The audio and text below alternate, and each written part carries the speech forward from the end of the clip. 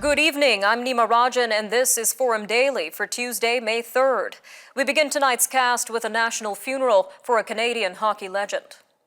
Former teammates remembered Montreal Canadiens icon Guy Lafleur as a warm and generous person who inspired generations of Quebecers on and off the ice. Larry Robinson told mourners in the Mary, Queen of the World Cathedral that Mr. Lafleur played each game to the fullest and that he tried to live his life to the fullest off the ice as well. Canadiens president Geoff Molson said Mr. Lafleur had time for everyone, especially his fans, and was the best player on the best team in the world. Fans lined the barricades outside the church as the casket, draped in the team's flag, was removed from the hearse. Moving to Ontario now, where Premier Doug Ford has concluded his meeting with the Lieutenant Governor to officially start the provincial election period. She has accepted his recommendation to dissolve provincial parliament, and the writs for the election will be officially signed tomorrow. The campaign period will begin Wednesday for a June 2nd election. Meanwhile, NDP leader Jagmeet Singh wants the Trudeau government to do more to protect the abortion rights in Canada. This comes in light of a leaked document that suggests that the U.S. Supreme Court is about to overturn a landmark ruling that legalized abortion. Mr. Singh says the government can commit to increasing health transfers to make sure the overall system is properly funded. Mr. Singh says in any case where a province is not appropriately funding services covered under the Canada Health Act, the federal government needs to enforce the rules. On the East Coast, the inquiry into the 2020 mass shooting in Nova Scotia has released a thought-provoking document. It reveals that police received 3 complaints about the gunman in the previous decade. In June 2010, Gabriel Wertman's uncle contacted the Mounties to report death threats. Mr. Wertman allegedly made them against his parents. The second threat was made against police and warned that Mr. Wertman wanted to kill an officer. The third incident involved a report about illegal weapons. All right, turning to Toronto, where police are reporting a 22% increase in hate crimes in the city. The force says there were 257 hate-motivated incidents in 2021. This is up from 210 the year before, with religion, ethnic, or national origin being the dominant motivating factors. Police believe the pandemic and geopolitical events were contributing factors in the rise of such crimes. A 7-year study of adult patients at the Ottawa Hospital paints a concerning picture for Nunavut Inuit patients. It indicates that Inuit are 25% more likely to experience complications after surgery than non-Inuit patients. Poor access to care in the territory is most likely the reason. Lead author and Métis anesthesiologist Dr. Jason McVicker didn't find any difference in outcomes after emergency surgery, but Nunavut Inuit patients who had elective surgeries were 58% more likely to have these complications. In southern Manitoba, more people have left the Peguis First Nation as floodwaters continue to cause damage. More than 1,100 people have now been forced to leave their homes on the Peguis First Nation.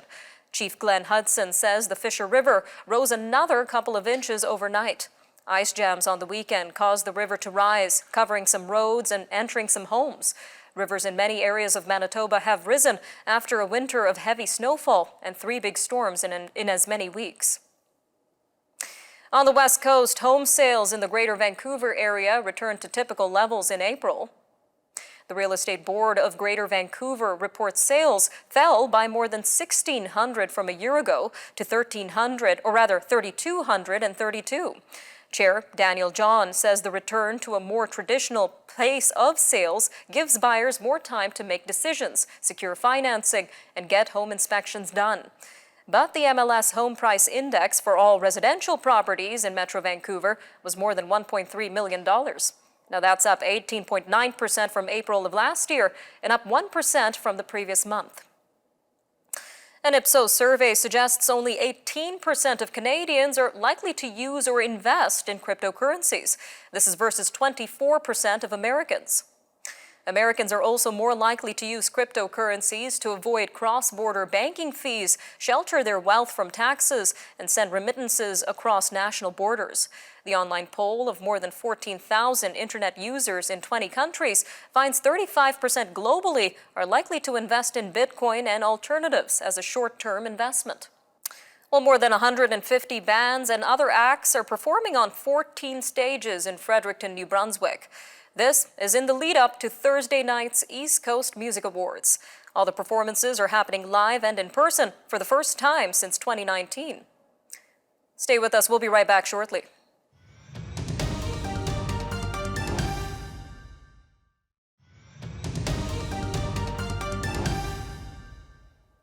This interview contains sensitive subject matter. Viewer discretion is advised. A private member's bill is looking to address the issue of age and consent in the pornography industry.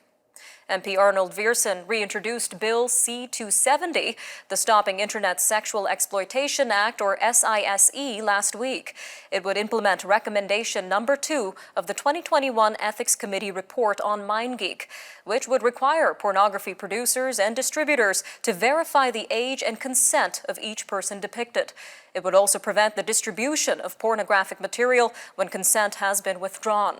MindGeek is the Montreal-based parent company of Pornhub and has been connected to videos of sex trafficking, assault, and child pornography victims being posted to its website. This has led to multiple class action lawsuits against the company, valued at hundreds of millions of dollars. Well, joining us now to tell us more about Bill C-270 and how it could help prevent the sexual exploitation of minors and unwilling participants is MP Arnold Viersen, Conservative Member of Parliament for Peace River, Westlock in Alberta. Sir, welcome back to Forum Daily. Well, thank you so much for having me. Great to be here. So we've got a lot to unpack in just about 4 minutes, sir. Let's start with the current state of the pornography industry following these multiple class action lawsuits filed against MindGeek in the past 2 years. Yeah, so the lawsuits do continue across the country, although the Ethics Committee hearings that happened back in 2021 did make it so that Pornhub pulled over 80% of their content off of the internet, and in my opinion, that was a good thing. After MasterCard and Visa both ended their relationship with that big company. All right, MP Viersen, let's jump to Bill C-270. How would that prevent in the exploitation of minors and unwilling participants?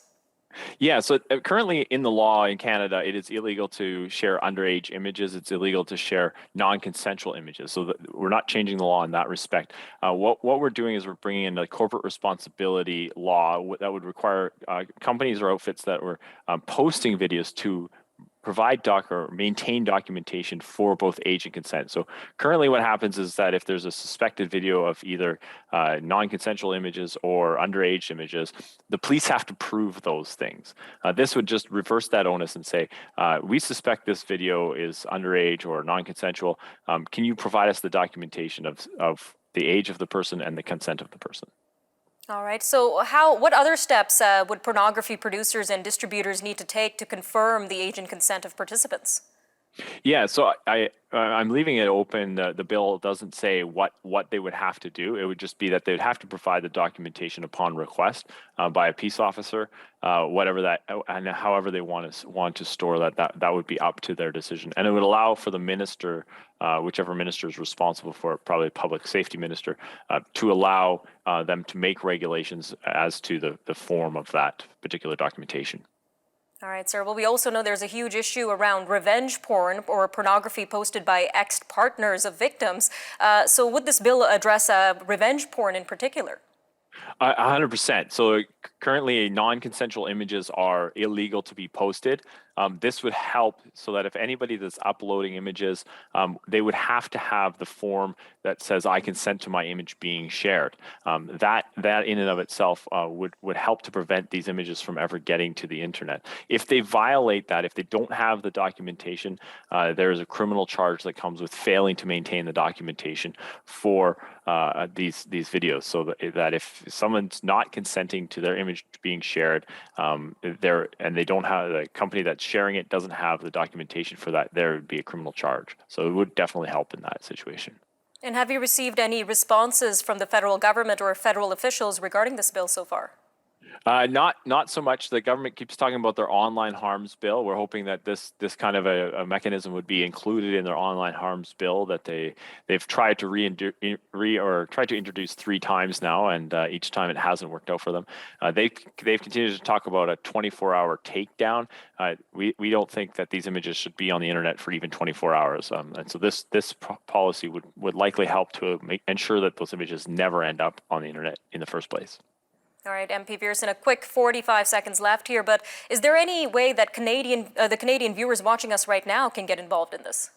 100%. You can contact my office. I have about a monthly email that I send out, keeping everybody up to date onto how the fight against pornography is going in Canada, and I'd love to have folks engaged in that. Reach out to your local organizations. There's many organizations across the country that are working to fight pornography, working to fight against human trafficking and modern day slavery, right in your own community. Help them out in your own community, and ensure that when you're casting your vote in whatever election, that you're talking to the people that you're voting for to ensure that they are aware of these issues.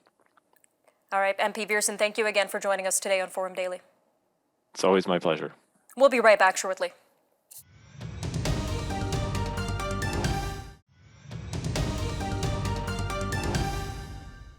The Ontario election campaign for the June 2nd provincial election will officially begin tomorrow. This following a visit by Premier Doug Ford today to Lieutenant Governor Elizabeth Dowdeswell. Mr. Ford has asked her to dissolve the legislature, which will allow the writs for the election to be officially signed. Elections Ontario is encouraging residents to vote early this year in the hopes of thinning polling station crowds amid the pandemic.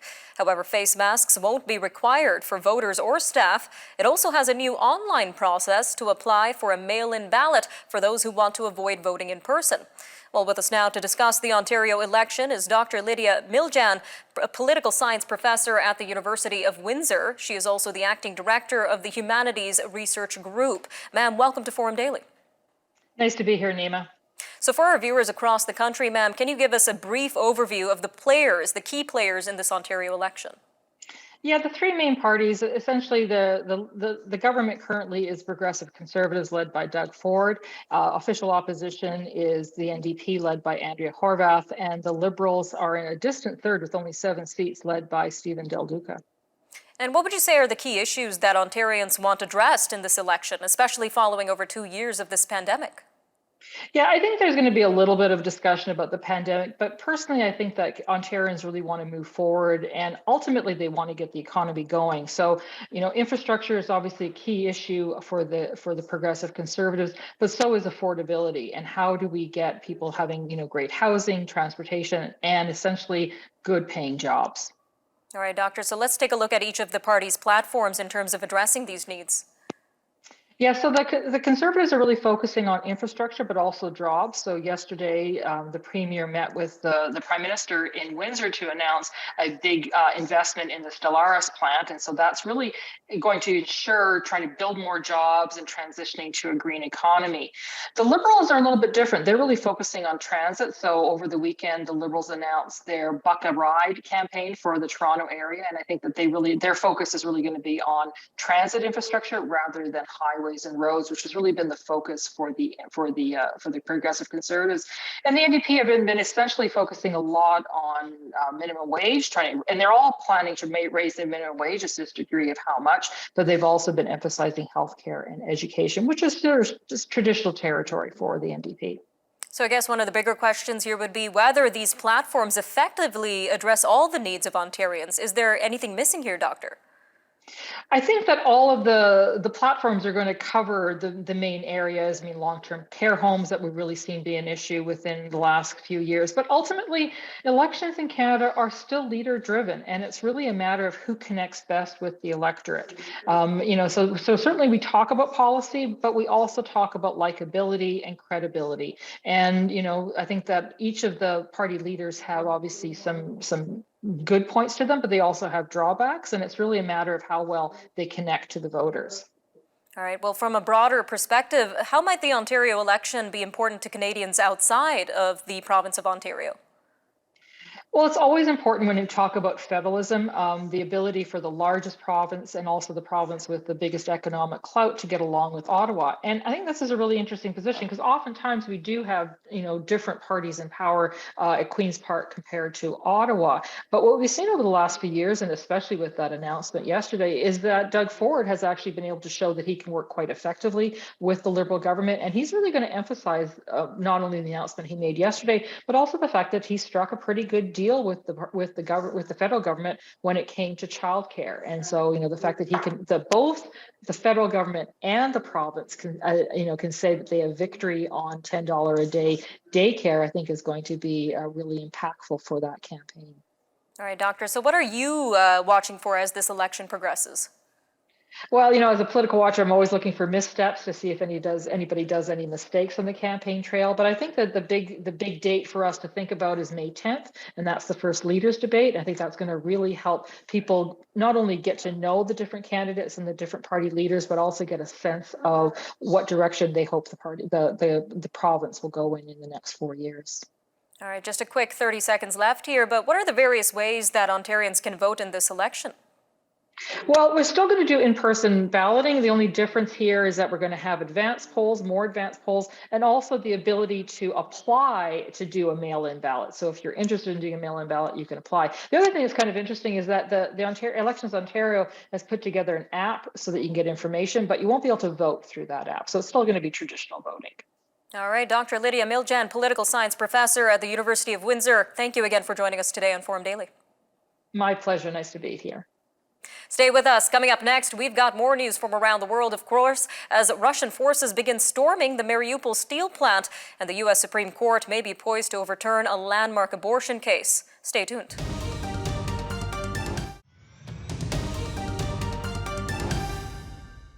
Ukrainian fighters say Russian forces began storming a steel plant in the besieged port city of Mariupol on Tuesday. This came as a convoy carrying dozens of civilians evacuated from the facility over the weekend arrived in the relative safety of a Ukrainian-controlled city. The UN humanitarian coordinator for Ukraine said in a statement that 101 women, men, children, and older persons left Azovstal steel works. But the news for those left behind was more grim. The deputy commander of the Azov regiment, holed up in the plant, told the Associated Press that Russian forces were storming the facility, which includes a warren of underground tunnels and bunkers. Another Ukrainian officer confirmed the assault on Ukrainian television. Well, south of the border, the Chief Justice of the U.S. Supreme Court is confirming the authenticity of a leaked draft opinion. It is suggesting that the court may be poised to overturn the landmark case that legalized abortion nationwide. John Roberts has ordered an investigation into what he called an egregious breach of trust. Senate Majority Leader Chuck Schumer vows that if the justices overturn Roe versus Wade, the Senate will vote on legislation to uphold women's access to abortions. To the east, Beijing is preparing new hospital facilities to deal with the spike in COVID-19 cases, even though the numbers of new cases remain low. State media reports a 1,000-bed hospital built in the northeastern suburbs for the 2003 SARS outbreak has been refurbished in case it is needed. The number of new cases in the Chinese capital remains steady, however, with another 62 recorded on Monday. Turning to the EU's plan to sanction Russian oil, which doesn't seem to be getting support from Slovakia and Hungary. Both say they are too reliant on Russia and don't have immediate alternatives. The European Commission drafted new proposals for sanctions, and the 27 member countries are likely to start discussing them tomorrow. It could still be several days before the measures take effect. In Nigeria, President Muhammadu Buhari says dozens of people abducted from a passenger train near the nation's capital in March are being used as human shields by their captors. Speaking in Abuja, the nation's capital, he said the delicate situation has made it difficult to free the hostages despite military operations targeting their hideouts. Mr. Buhari said the armed groups don't care about killing their hostages if they come under attack. He insisted that his aim is to see all of those in captivity safely rescued. In addition to the train hostages, these armed groups are holding hundreds in various hideouts across Nigeria's troubled northern region. Employers posted a record 11.5 million job openings in March, which is more evidence of a tight labor market. It has been seen to embolden millions of American workers to leave their jobs and contributed to the biggest surge in inflation in 4 decades. A record 4.5 million Americans quit their jobs in February. This is a sign that they are confident that they can find better pay or working conditions elsewhere. Australia's central bank has lifted its benchmark interest rate for the first time in more than 11 years. The cash rate rose to 0.35% from 0.1% in a move potentially damaging to a government that will seek re-election on May 21st. Today's decision by the Reserve Bank of Australia was widely expected. This was after official data released last week showed that Australia's annual inflation rose to 5.1% in March. That was the highest annual rate since 2001.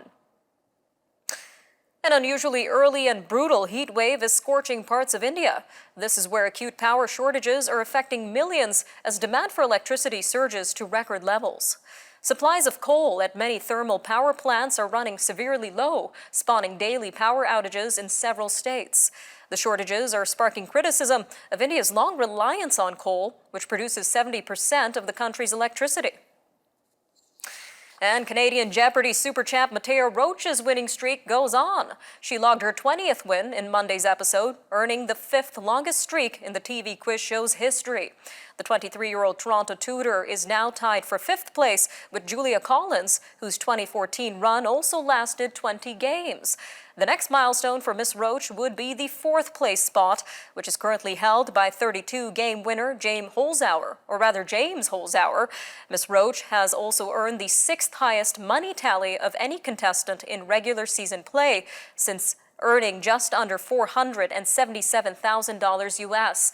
She also holds the record for longest win streak of any Canadian to appear on the Jeopardy game show. All right, I'm NIMA RAJAN, and that'll do it for your look at national and international news for today. Remember, for more news on demand, you could always visit our website and follow us on social media. Take care, Canada. We'll see you next time on Forum Daily News.